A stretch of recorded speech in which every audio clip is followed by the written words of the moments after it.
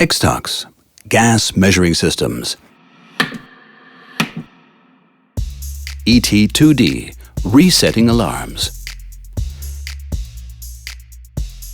Hello. On this control unit, I will show you how to assess and reset alarms. The Alarm 1 on Channel 2 is already triggered, indicated by the alarm LED and the yellow light.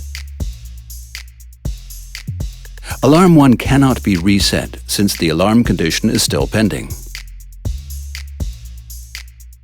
If the gas level falls below the alarm level, then Alarm 1 will disappear by itself and the alarm LED and the yellow flashing light are off.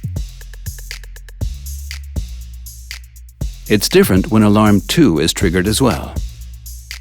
Alarm 2 is self-holding and needs to be reset.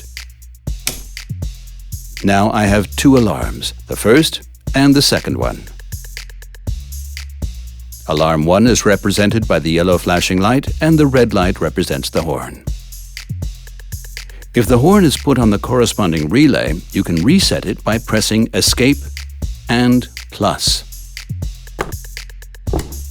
Alarm 1 and 2 are still pending. They cannot be reset as long as the gas level is above the alarm level. If the gas level falls below the alarm level, then Alarm 1 disappears on its own again.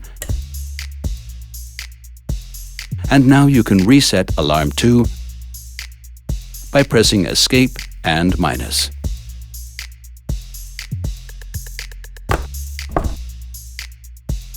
Thanks for watching. ExTox Gas Measuring Systems.